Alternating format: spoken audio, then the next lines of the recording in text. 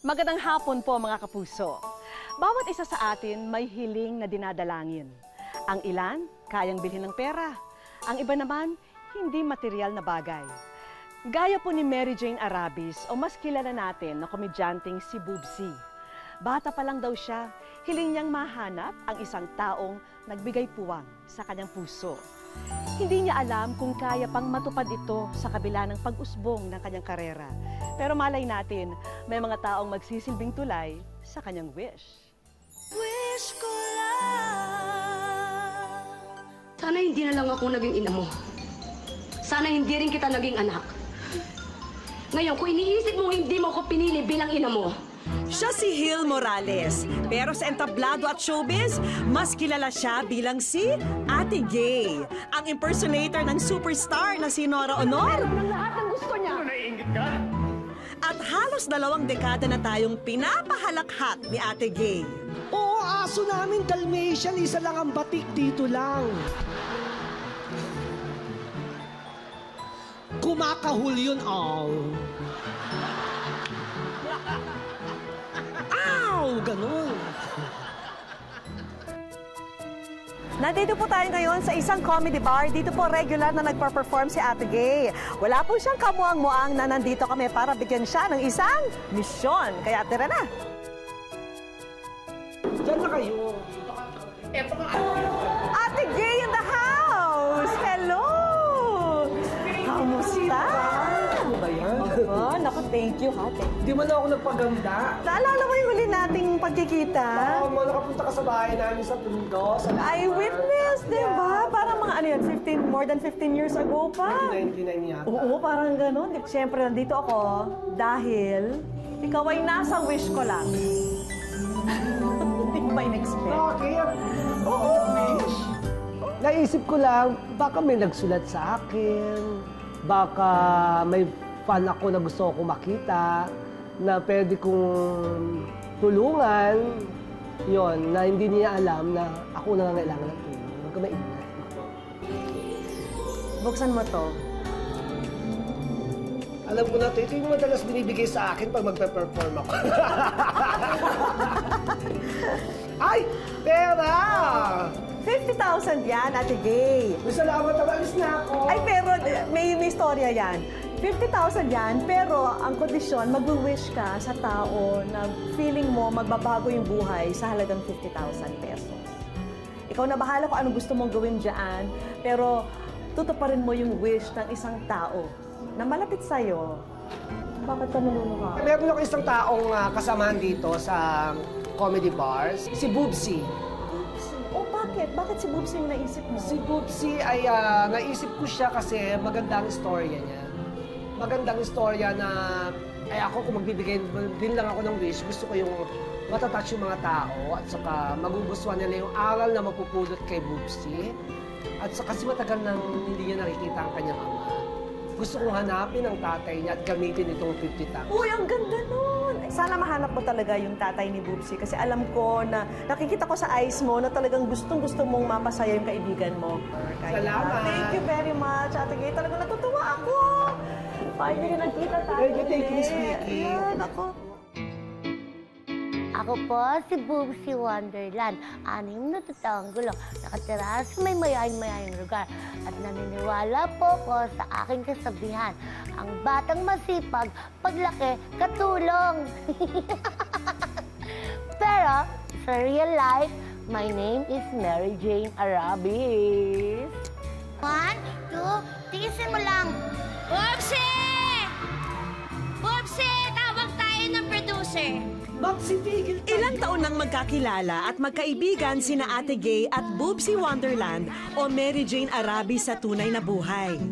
Sa likod pala ng makulay at masayang personalidad ni Boobsy, nakakubli ang isang malungkot na kwento. Nakita ko yung papa ko pagka-uwi niya, kamukhang-kamukha ko. Parang yata ako nun, elementary or kinder. Yun yung huli kong namataan sa kanya. Until now, hindi ko pa siya nakikita. Pero alam kong may tunay akong papa. Nasa Cebu nga daw. Ang pangalan ay Sergio Arabis. Kasi yun yung dala-dala kong apelido, Arabis. Eh. Pa, huwag kang mag-isip na may galit ako sa'yo. Hindi po ako galit. Ni isang tampo, wala po akong tampo sa'yo. Lilipad na ako sa Cebu para hanapin ang father ni Bubsy. Kaya sana hindi ako maligaw. Maagang magsisimula ang paghahanap ni Ate Gay sa ama ni Bubsy.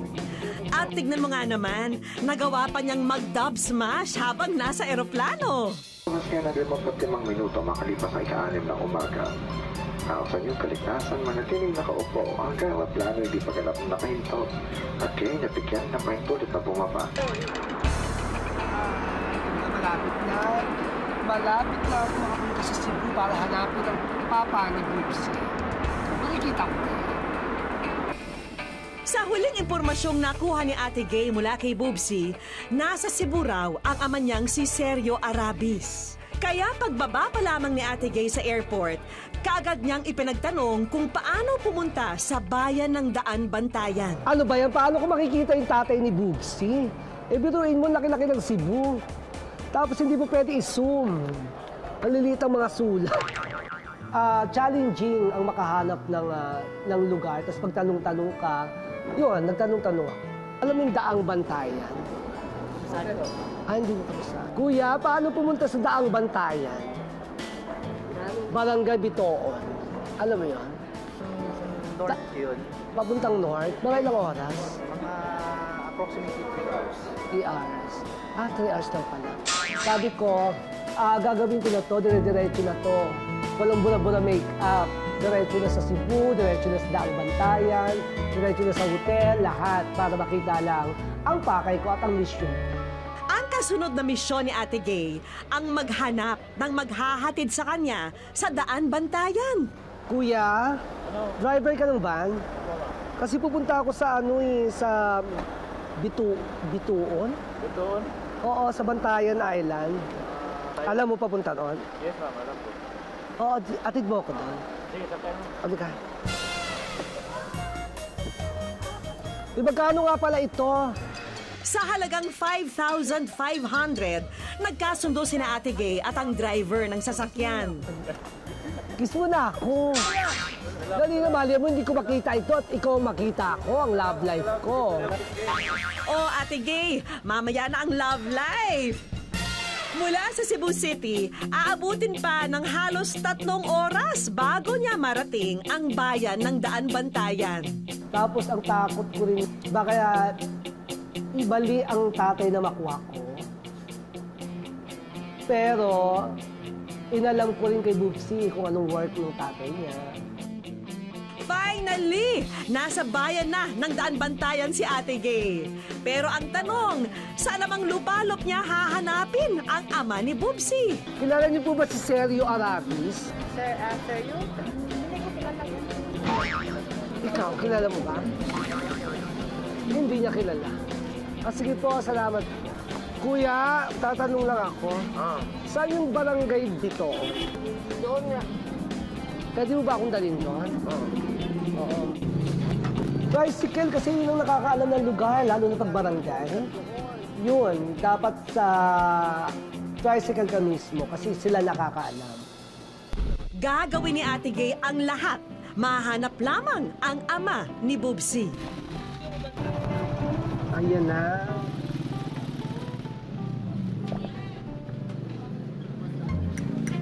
Ito na nga ang Barangay Bitoon. Salamat, kuya. Ako sana makita ko yung nahanap ko. Thank you, ha. Tao po! Anybody home? Ay, kuya. Ay, naku pala. May nahanap po ako tao. Si Sergio Arabis. Konsyal yun. Siya na kaya ang hinahanap na ama ni Bubsy?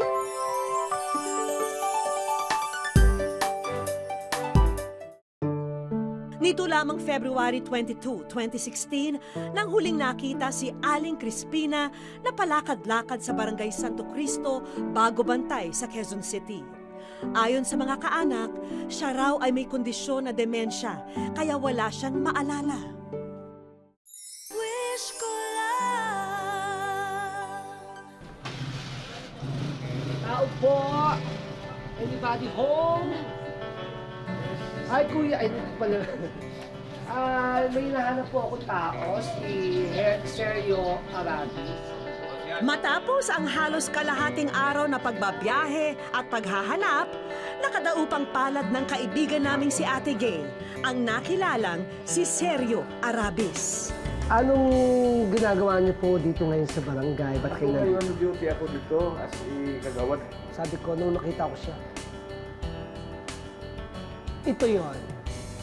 Siya yon. Ikaw nga! Gano'n. Tumugma at pumperfect kasi kamukhang-kamukha niya si Bubsy. Nakita ko siya, kung naging lalaki ng si Bubsy, kamukha niya yan, yung tatay niya. Matapos makapalagayang loob, kaagad niyaya ni Mang Sergio si Ate Gay sa kanilang tahanan. Aba talaga namang paandar itong si Ate Gay.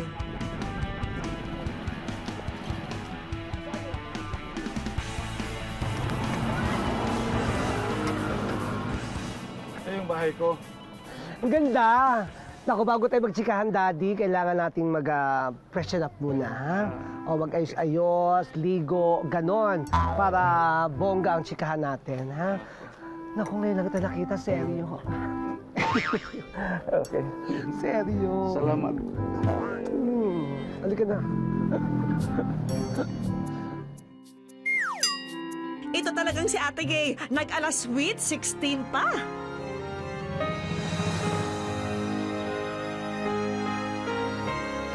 Daddy! Halika na, upo na tayo. Upo na tayo dito. Magtsikahan tayo, Daddy. Kamusta na ang buhay-buhay? Ay, okay lang. Pag-usapan natin yung si Bubsy. Oo, kilala niyo naman po siya. Anak mo siya. Ay, anong ilang taon po siya nung nag-iwalay kayo ni Bubsy? Natandaan ko, huli kami nagkita. Nag-aral siya ng elementary.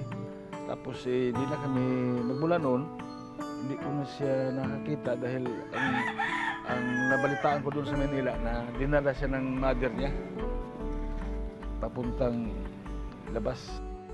Mahigit 3 dekada ring nagtrabaho bilang seaman sa ibayong dagat ang 64 na taong gulang na si Mang Sergio. Kaya naman kahit nagkaroon pa raw siya ng pangalawang pamilya, sinusustentuhan pa rin niya noon ang batang si Bubsy. Sa palagay mo bilang tatay po, malaki ang pagkukulang mo kay Mary Jane. Meron. Namin. Ano-ano mga pagkukulang mo? Kasi naman, hindi na kami nagkita. Kaya nawalan na ako ng kuwan sa kanya, ng atensyon. Naging maayos po bang paghihiwalay niyo ng nanay niya? Hindi na kami hindi kami nag-uusap. Basta na lang, hindi na siya sasalubong sa akin. Wala na lang. Ganun lang ang nangyari. May lungkot sa mga mata niya nung si Bubsy na ang tinanong ko. Kumbaga, hinahanap niya si... Gusto niya talaga makita si Bubsy. Sa ngayon, biyudo na si Mang Sergio, habang ang kanya namang mga anak ay may kanya-kanya na ring pamilya. Gayunpaman, may isang bagay pa rin na magpahanggang ngayon ay bumabagabag sa kanya. Ang batang kanyang iniwan sa Maynila, ang kanyang panganay na anak na si Mary Jane. Sir Sergio, sa tingin mo kaya may sama na loob sa iyo anak mo? Meron.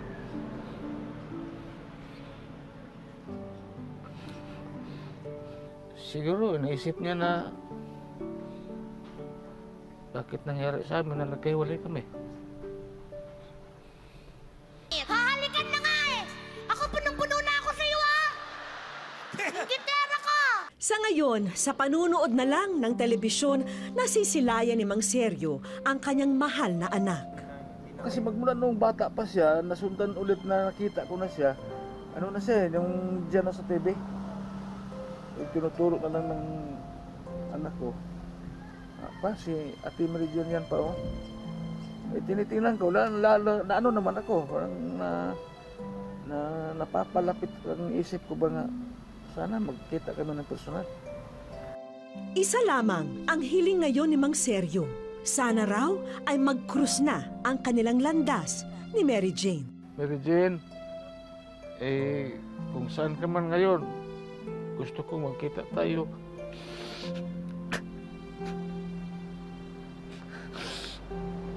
Buti anak, patawarin mo lang ako sa mga nakalipas na mga taon.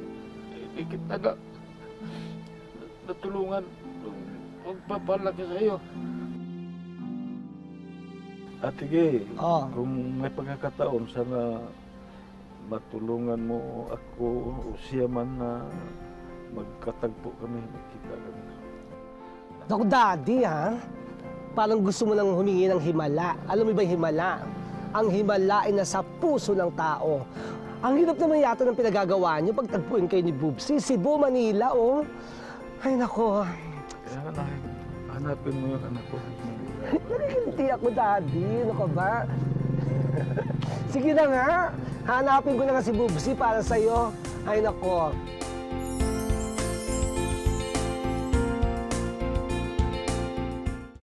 Huling nakita si Maris sa Barangay Pasolo sa Valenzuela noong January 19, 2016. Isa siyang special child kaya madalas ay sumpungin. Wish ko lang.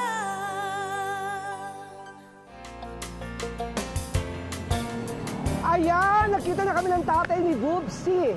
Ngayon naman, iniisip ko paano sila magkikita. Nakaisip na ako ng isang paraan para magkita ang mag-ama. Gagawa ako ng isang show. Kaya lang walang budget, walang budget. Gagamitin ko na ang aking charm para magkaroon kami ng show ni Bubsy rito. Doon sila magkikita.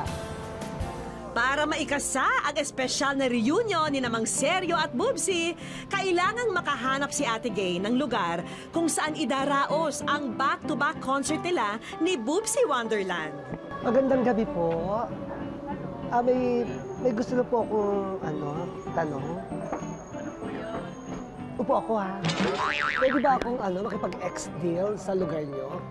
Mag-show po ako, tapos, kasi may gusto akong tulungan na isang kaibigan. Okay lang ba? Kung gagamitin mo yung place namin, dapat may art na yun. Wala nga akong budget, eh.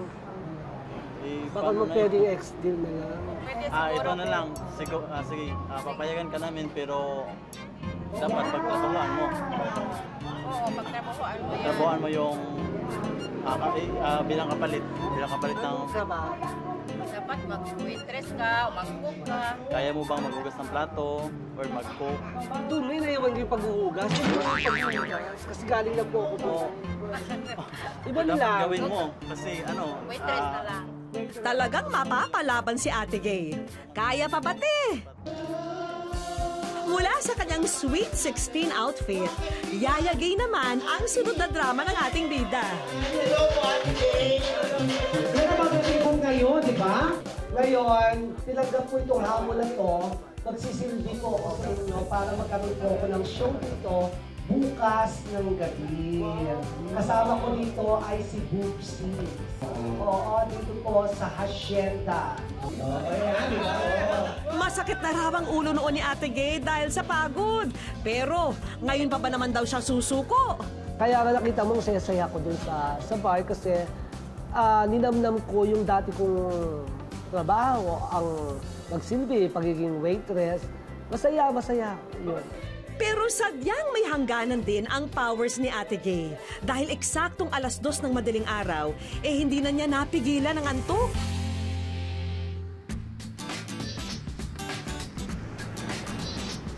Walang himala!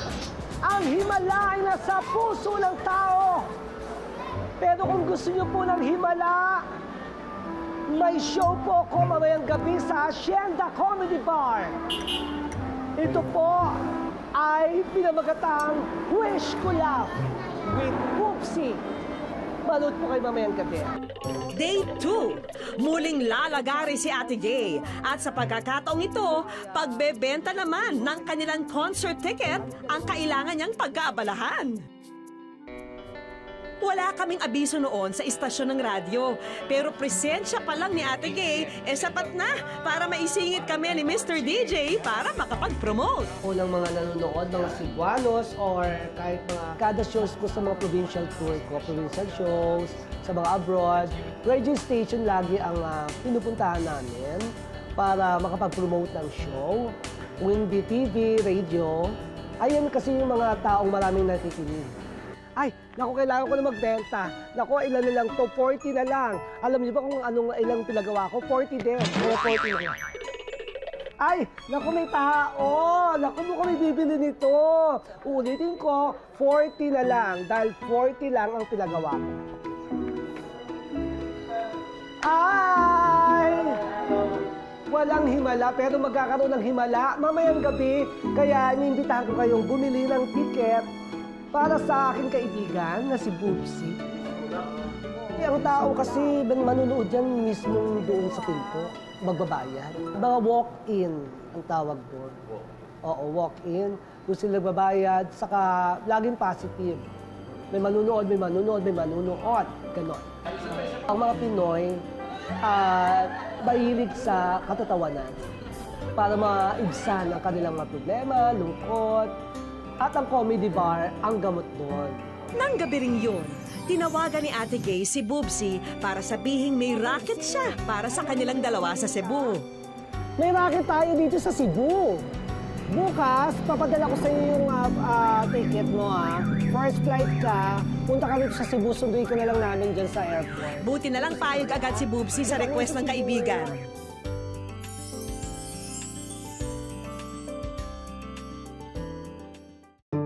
Si Nanay Anesita, hindi nakakaintindi at nakakasalita ng maliban sa Bisaya. Huli raw siyang namataan sa Parola Compound sa Tondo noon pang November 12, 2015. Wish ko lang. Walang kaalam-alam si Boobsy na kinutsaba namin si Ate Gay. Hindi niya rin alam ang kaakibat na sakripisyong ginawa ng kaibigan para lang siya'y matulungan. Dahil ang inaakalang pagdayo nila sa Cebu para lang sa isang pagtatanghal. Hi! Welcome to Cebu City! Nandito ako ngayon para may isa daw akong pasisiyahin at magiging bahagi ng aking buhay.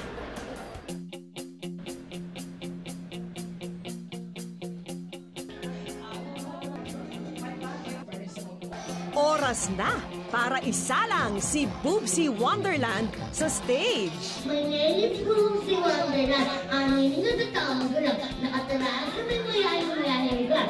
At naniniwala ko sa aking kasabihan. Kung sa paningin niya ako'y batang baboy, may jowa naman akong tomboy. Sa vista, kung mag-enjoy po kayo sa akin, mas mag-enjoy po kayo sa taong ito. Talagang siya na yung dekada sa larangan ng komedya. Please welcome Ate Gay! At ang binigyan ko ng credit card namin ng 50,000 para gastusin, sabi ko nga kanina. Tapos ginastos ko yon sa hotel, sa airfare, para ikutin itong Cebu. Ang napili kong tulungan, si Boobsy. Thank you Naganap po. ako ng fan niya. Kaya, Boobsy, andito na ang isa sa nagmamahal sa'yo. Walang kaalam-alam si Boobsy sa espesyal na tao na naroroon para makita siya ng personal. 30 taon ang hinintay ng lalaki para sa pagkakataong iyon. Ang nawalay na ama ni Boobsy o Mary Jane Arabis na si Sergio Arabis. Halika. Harap. Ayan siya. Papa! Oh, bakit? Animoy, batang hindi alam ang gagawin. Ang naging reaksyon ni Boobsy nang makaharap ang kanyang Papa Sergio.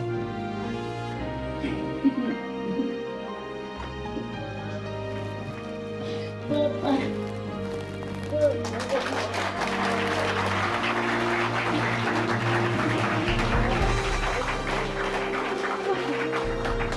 Buhay po hindi nakita ni Bubsy ang kanyang ama.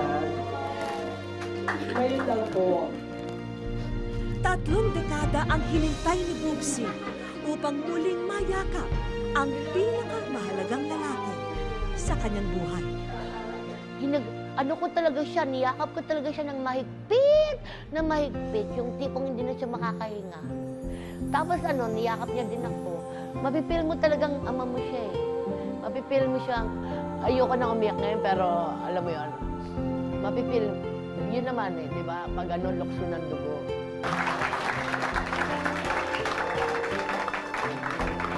Maging si Ate Gay na nagsilbing tulay sa muling pagkikita ng mag-ama, hindi na naitago ang labis na tuwa. Nakita ko yung yakap, iyak,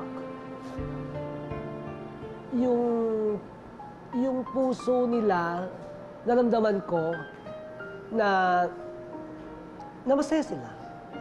Namiss kita pa. Kamukha pala talaga kita.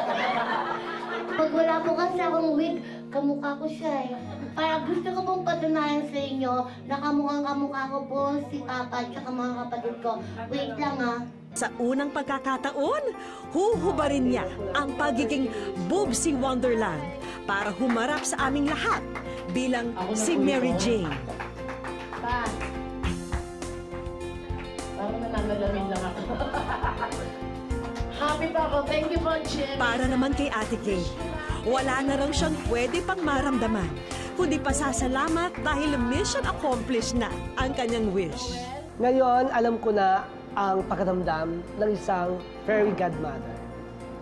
Alam ko na ang pakiramdam ng mga tanong sa mga game show. Bibigyan ka ng 100,000, anong gagawin mo? Bibigyan ka ng 1 million sa isang araw, anong gagawin mo? 2 million. Alam ko na, wala sa halaga yon sa puso. Abot langit ang pasasalamat ni Bubsy.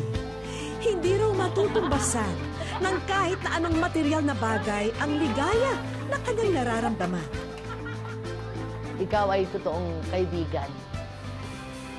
Mula noon hanggang ngayon. Kaya mas nilab kita ngayon kasi totoo din naman akong kaibigan eh.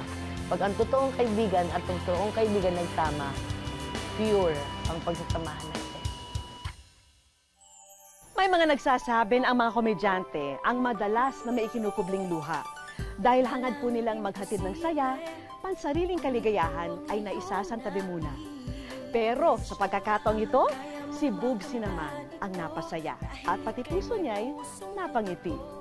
Maraming salamat po sa inyong pagsubaybay. Ako po si Vicky Morales at ito po ang Wish Ko Lang.